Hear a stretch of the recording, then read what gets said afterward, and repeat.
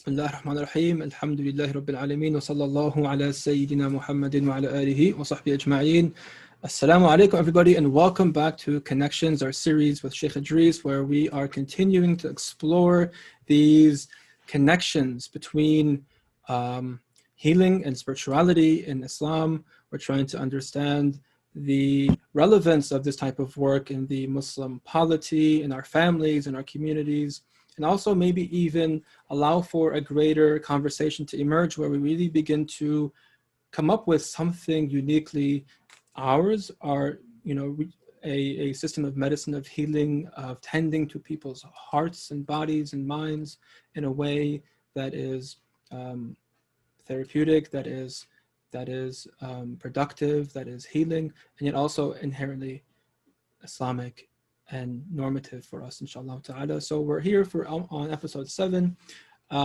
We wanted to explore the heart today, kind of a part 2 of last conversation where we explored the nafs in the Islamic paradigm. We wanted to offer some thoughts on the heart. Now, these things are kind of a work in progress. We'll be the first to admit that these things are very nuanced, very complex, but we'd like to be able just to open this up and to begin to explore using our understanding of the tradition, especially Sheikh Idris, but also of the latest neuroscience, of our clinical work, so on and so forth, and how we can begin to merge these together, inshallah ta'ala. So when we talk about the heart, kind of last time we talked about the nafs, talked about the jism and the ruh, kind of as the main tripartite constitution of man.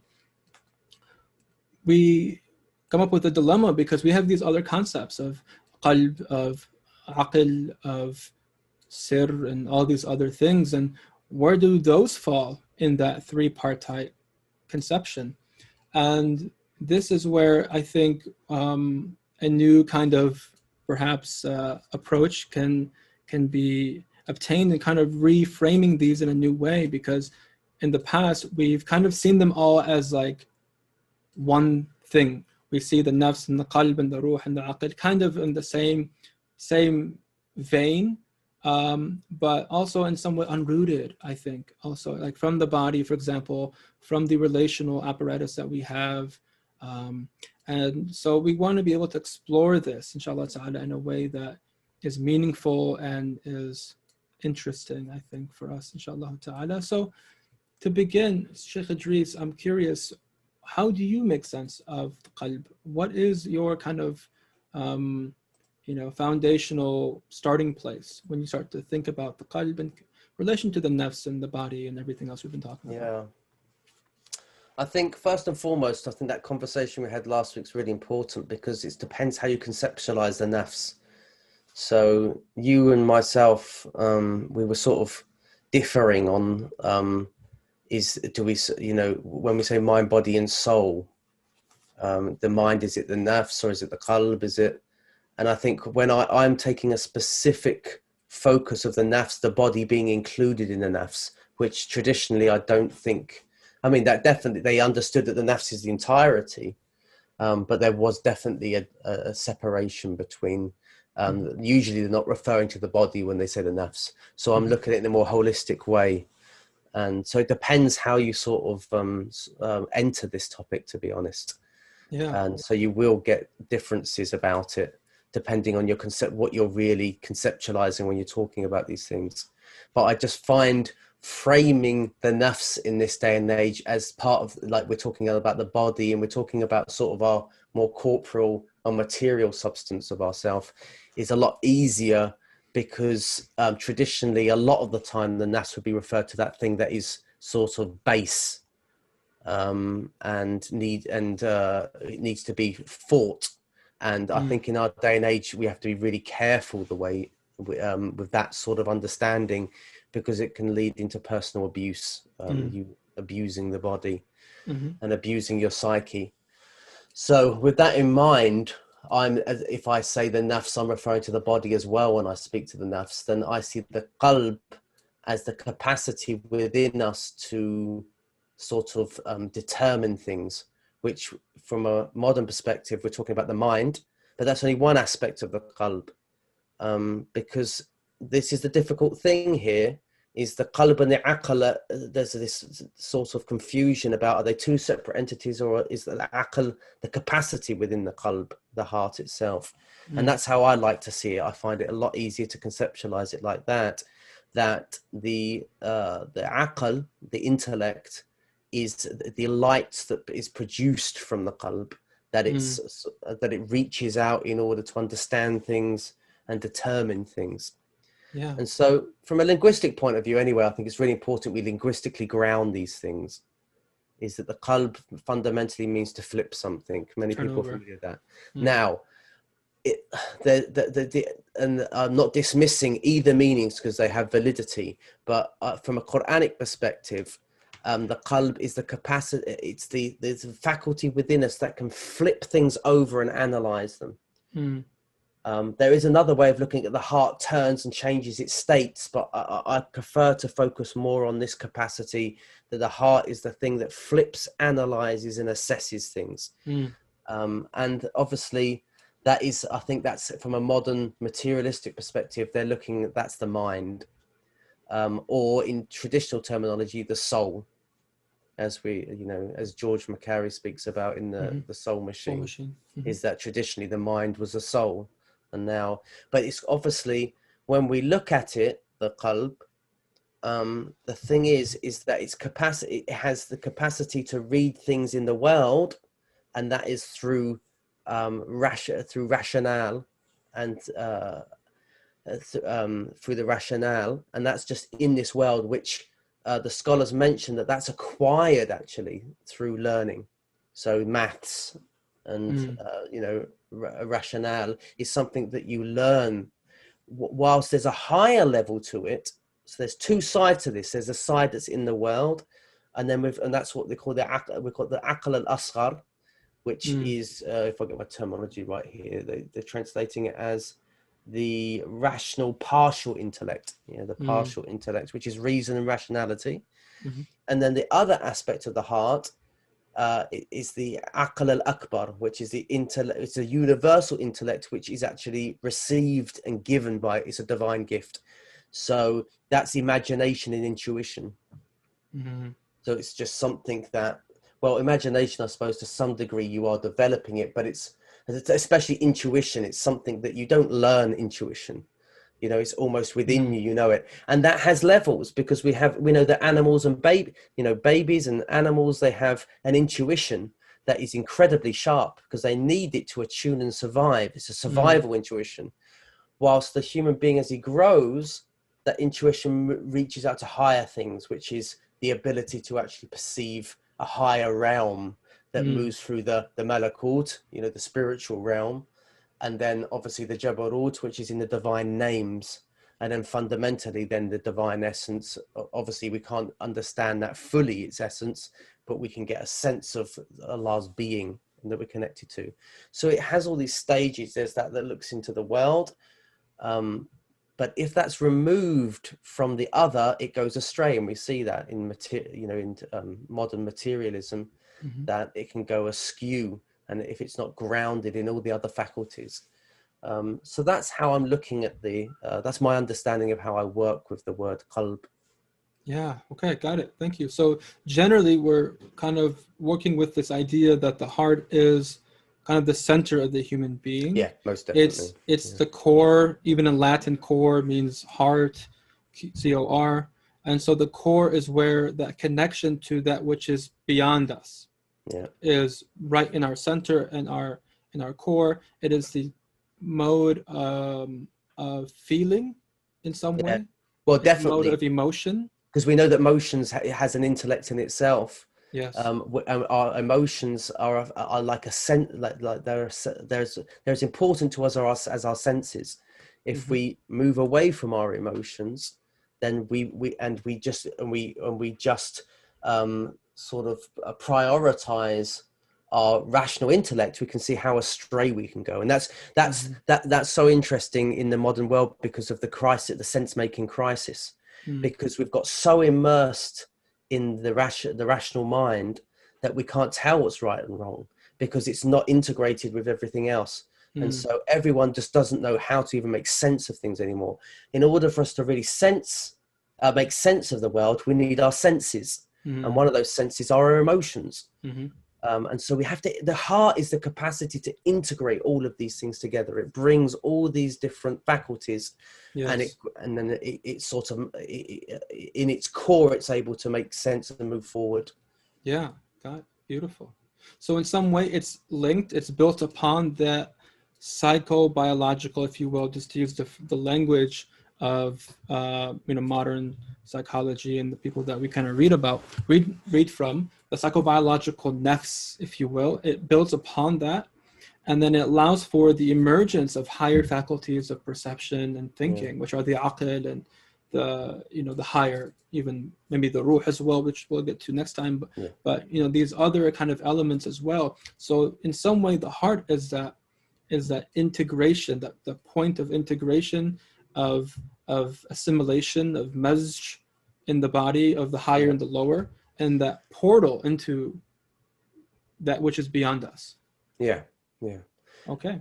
And what's so important, I feel that this is what we often see, as we see in the models of the psyche according to Islamic the understanding. They often have the qalb, and then beneath they have the nafs, and above they have the ruh, which I've got no problem with. But often they say the qalb is the capacity to either be pulled by the nafs or as if the nafs is something that's bad, and I've got a major issue with that. Totally, me too. I see the qalb is that it has the capacity to integrate those two. Yes. They're not in conflict with one another.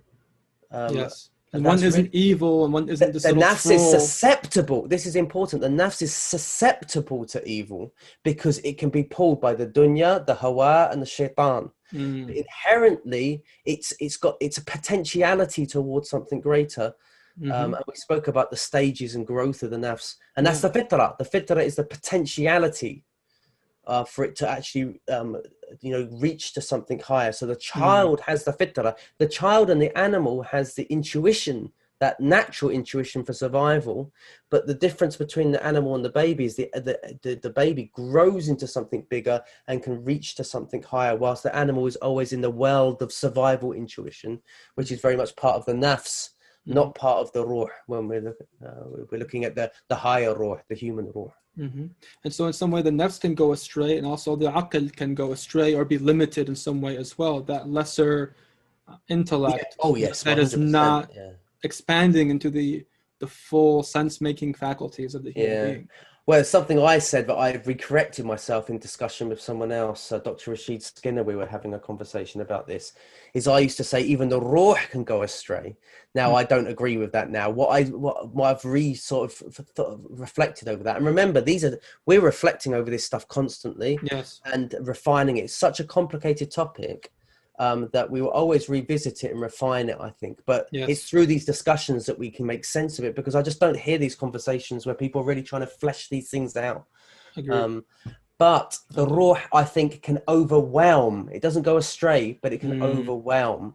And if it's not integrated with nafs, then it can overwhelm. And we see that in the story of Salman al-Farisi, where Abu Darda, he went to visit him, and he was not, he wasn't eating. He went over to stay at his home, and he wouldn't eat with him. He wouldn't sleep. He was praying to Hajjud. His wife was neglected. And I believe the way I understand this is the ruh overwhelmed him because he just wanted to transcend without inclusion. And so I believe the ruh can overwhelm if it's not grounded. And the qalb is the capacity to slow the ruh down because it wants to soar. And bring it into line with the rest of the other faculties of the nafs of the psyche. I remember when we first started learning about tasawwuf and the path and all of this, I was with some friends and we all kind of came into tasawwuf together. And one of my friends was like, I'm going to do dhikr until I lose my mind. And I was like, why? I was like, I remember going to Dr. Omar here in Chicago, and we kind of talked to him about it. He's like, no, don't do that. It's higher to be sane, to be a human being, to be, in your free will, to be aqid and to be whatever, than to be just a a crazy person Yeah. who's just lost in this ocean of light, but not able to function, able to hold his relationships. It's higher maqam to actually be able to contain it.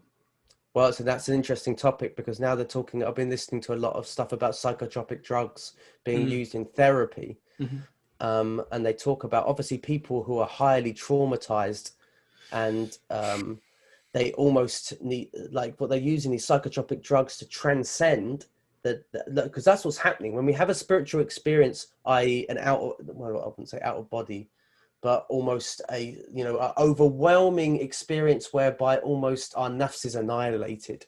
You know, our sense of self is completely obliterated. What happens is we go into this state where we don't know how to make sense of things. And they've been talking about, these people have these states. So they've been doing a lot of work in England, actually, with psychotropic drugs like DMT, I think they've been using, isn't it? And psilocybin, I think is the main one, working with depression. And they've been using it mainly with elderly people. But they come back, they said it's so important that it has to be integrated with a practice. So we know that even if we are having experiences whereby we almost lose ourselves, it's got to be integrated. If it's not integrated, it's worthless, because it can actually do more harm than good. And that's totally. what you were sharing there is like, almost you want to obliterate your nafs. Yeah, but what are you going to come back to? Exactly. Because you always have to come back home. Yeah, I had a similar experience. I had a friend propose to me. He's a ER doctor. He wanted to do some integrative clinic work, and he invited me to join him because of my work. But I told him, okay, well, what are you doing for helping people heal trauma? That was kind of the population he wanted to work with. He said, well, we're doing ketamine injections. So ketamine is like this super dissociative drug. And now they've legalized it here, and for healing trauma and for psychiatric conditions and whatnot. But it's super dissociative. I told them, listen, my whole work is on the premise of integration and grounding and somatic work. I call it somatic body work. You know, like, what do you mean we're going to just shoot them up into the cosmos to heal them? It's about coming back into their wholeness. Yeah. You know? It's a whole different approach, you know. So we have to be able to come back to these things. This is the importance of the body. And even the heart, you know, we're talking about the nafs last week and a little bit today, the psychobiological integration of body and mind and all of that. But also in our world, in our paradigm, in our tradition, the qalb also is in the body. Inna fil jasadi mudgha. Verily, in the body there is a piece of flesh. Verily, it is the heart. So it is the heart itself also that has a corporeal, terrestrial dimension that we have to also really appreciate. This portal to God is linked to this body. Qalbul abdi, arshur rahman, all of that, but it's in this amazing body.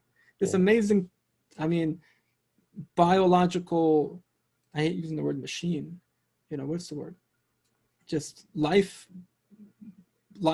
system, organism, life system, this amazing gift of Allah Ta'ala. You know, it's like we really don't give this its due, this body. We really don't give it its due. So it's like, it's always coming back to this body being part of the self, part of each of these different faculties. I mean, even these books now, they're talking about intellect itself, the rational mind, the left brain faculties being part and parcel of our bodies, of our senses. No, it's a little bit disconnected still. And the part, you know, you were talking about, the lesser intellect still has to be able to connect with the senses to really see the big picture that it wants to see. But in some way also, it's totally informed by it, because it's totally contained by the body as well, though it is limited. And so everything hinges on our human experience and our bodily experience, that is.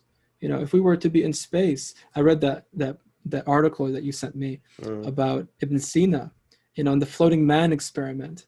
You know, I mean, it's this is a whole digression here. I don't want to get lost in this, but, you know, it's like, it's so interesting because, like, they proved he was one of the first, I think, you're totally right from our previous conversation, that maybe he did kind of initiate that dualism in that floating man experiment. But it's such a weird experiment because it's like, that's not who we are. We're not in space. You know, for those of you that are hearing this that don't know what the floating man experiment is, it's a thought experiment that Ibn Sina came up with to prove that the mind is not the body. And so if he said, imagine you're in space and your limbs are far apart and you can't feel anything, you can't touch anything, and you're only just aware of yourself. At that moment, all you know is that you have a self, you're thinking. That's all you can know. So it's pretty much the 700-year antecedent or precedent to I think, therefore I am. You know, that's pretty much the exact same thing that, you know, and in the article, I thought that was really an interesting thing because we don't have that in our tradition. We don't have this if we were in the floating and this and that, but that's never the case for us as human beings. We're here on earth and in our bodies. And so that whole thought experiment is really but what I do think is wonderful is that if we speak about tradition, we have such a breadth of tradition that has explored so many different angles, but we know fundamentally that you know that's not a healthy way of looking at the sense of the self, and that all these parts have to be at play with one another, and they're all interacting with one another. And obviously we have some that are higher in terms of hierarchy, but in the end they still need this transcendent inclusion. They still need the lower levels. It's not that the lower levels are base in terms of, from a perspective of their almost, you know, what's the word? That, you know, they're blameworthy. We don't look at it like that. They're based in terms of they're lower, but they have a function. Yeah. And we need all those levels in play with one another and in communication. Yeah. It's like the hadith, the Prophet ﷺ says, respect your elders, but honor your children, or honor your children and respect your elders, or however he framed it. But it's like you look at the later stages of development and give them their due, but also look at the earlier, have compassion for the earlier stages, because it's like we all start at the earlier stages, and you need those stages to get to the later stages. So no one can transcend those levels. We learn. This is the problem. We see this in learning. When we speak about the 4 levels of learning: unconscious incompetence, and then conscious incompetence. You know, you there you are. You see the car. You say, "I could do that." That's unconscious incompetence. You don't know you can't. Then your friend pulls up. He says, "Get in the front seat. Then let's see you drive." Now you're conscious of your incompetence. Then you start to get the grip of it. You know, oh, I'm getting the hang of it, but you have to really focus. That's conscious competence. And then you get to the stage where it's easy. You don't even have to think. Unconscious competence. However, you needed all those levels. Yes. You know, and we shame ourselves about being at one of those levels, but you needed to realize your incapacity, and that's actually something that's blessed, because you need to start from a sort of place of humility and not to forget that. So we need all the stages we need to respect them, and they all have a role to play. Absolutely. One thing that's interesting, so like, remember, we're not speaking about the heart of the flesh here. We're speaking about a core within us that permeates throughout our whole being. So when we're talking about our way we make decision, we're not saying the brain doesn't have a play in this, because the aql and the heart itself, it really permeates our whole being, to be honest. And that's why I like Dr. Daniel Siegel's definition of it's energy and information at play, and all those different parts of us are in the part of the process in how we actually come to some realization.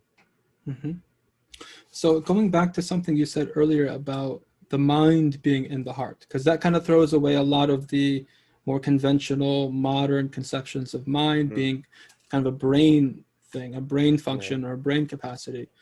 I know off camera we're talking about the statement of Imam Ali where he says that what was the Arabic of that? The mind is in the heart. The aql fil qalb, wa rahmatu fil kabid, was it? Kabid, yeah. And shaja'atu fil ri'a, was it? I think in the spleen. Something in the spleen, and then something in the dimagh.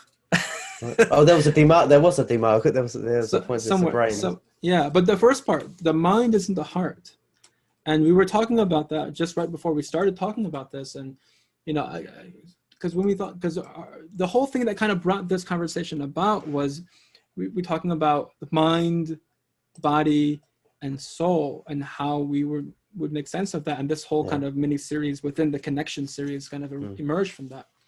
And as I was sharing with you previously, the heart in Chinese medicine is the place of the mind, of the shen, and there's a type of intelligence there. The light there that shines in the eyes, and it permeates the whole body. And of course, the life force of the heart, the blood, the chi, flows throughout the entire body, infuses every cell and every tissue.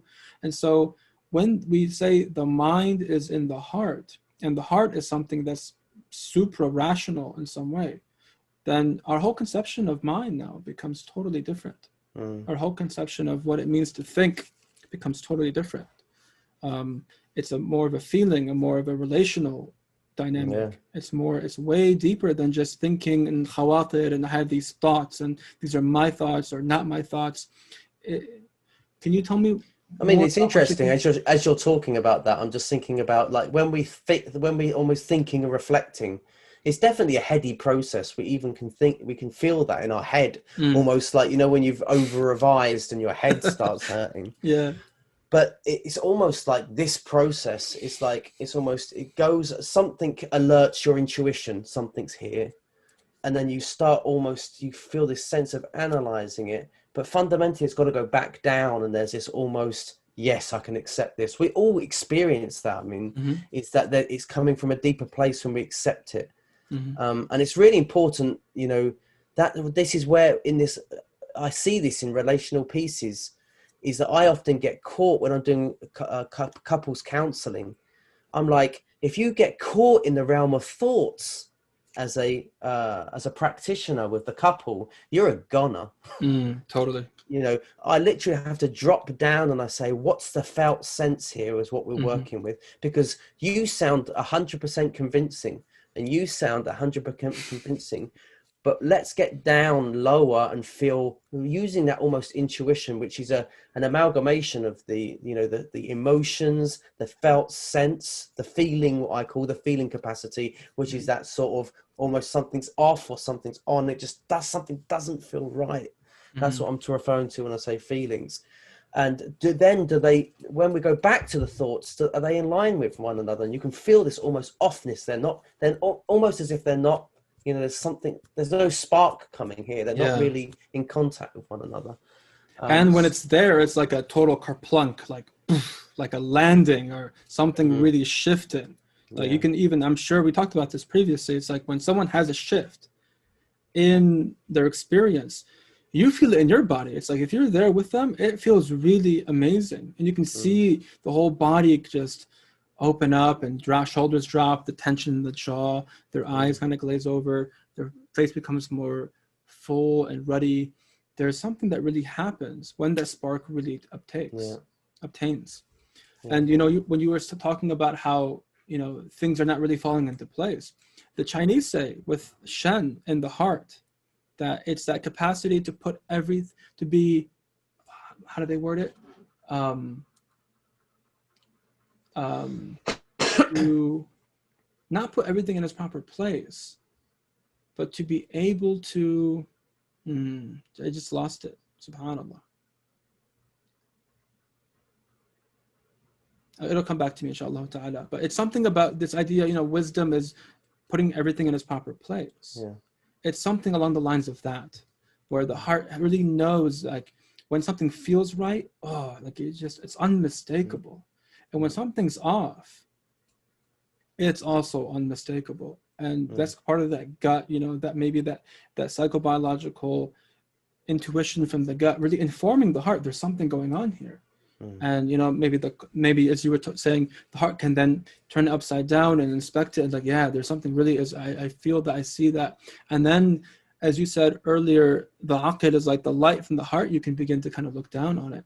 But it's like that sense, it's a capacity to really feel into what's going on and see how it lands with you. Your truth sensing capacity also. And then to be able to move from there. So I'm really upset I can't come up with that Chinese medicine framing of the heart right now. But there's something like that. It's something that feels right. It's something that's comfortable with understanding something and making a decision from that point on. Yeah. And the aql rain, remember the aql means to bring something in almost, like it's like a rein on a horse. Mm. And so the aql brings it in, and from that, the hikmah, that's the hikmah now, the wisdom's the application of that. So all these things are in play with one another. It's appropriate. The heart, when it's proper, they call it, it's an appropriateness of the heart to its circumstances. It's appropriate. Everything, it'll meet the situation appropriately. Yeah. I found that really a beautiful way of putting it. Appropriately. Yeah. Like whatever's happening, it'll meet it, it'll wrestle with it, but then it'll be appropriate in that sort of. And when the heart becomes kind of uneasy, the type of inappropriate laughing or inappropriate kind of comportment in different situations, which is not a mature and grounded type of thing to do. And so that's how they put it. Thanks for being patient with me. That's fine. And you feel like you almost land in a groove and things are going. And we feel that when we're learning, for example, how to ride a bike. You're doing all these workings out and things still feel a little bit up in the air, and then almost you feel, right, now I'm in flow. That's it, not flow. Yeah. And we know that. We know when something just feels right. And there are times when that we feel that and it could be off, but as I said, that's the relational piece. We're always going back and forth, and the qalb is reassessing things in relationship to the other in this. And that relational piece, we is really important as well. It's being reflected back from the perspective of another as well. Absolutely. Alhamdulillah. Yeah. Anything else you wanted to add, CD? I think I've covered everything that I really wanted to cover. I mean, it's really, that's, the practice for me really is like, when you get an intuition, hold it and explore it rather than dismiss it. So there's an intuition. It doesn't mean our intuition's always right, but we have to consider it. And then if we dismiss it, that's the danger. The more we learn to almost hold our intuition, explore it, consult, and then, and I say once, if it's been reinforced 3 times, you can pretty much guarantee there's something there. And so it's about, but the problem is when we're in situations where we feel that, we go to another person, that person convinces us to dismiss that. That's when we lose our inner core, like our almost inner balance of things. And so, really practice, I think that's a really important practice, is that what happens to you when you're in relationships to others with those intuitions? Are you called to completely dismiss them? Or are you called to actually entertain them and refine them in relationship to the other? If you find yourself in relationships where you're constantly being told to dismiss the intuition, then what you'll find is you'll lose your own sense of self, and you'll lose your ability to distinguish between what's right and wrong.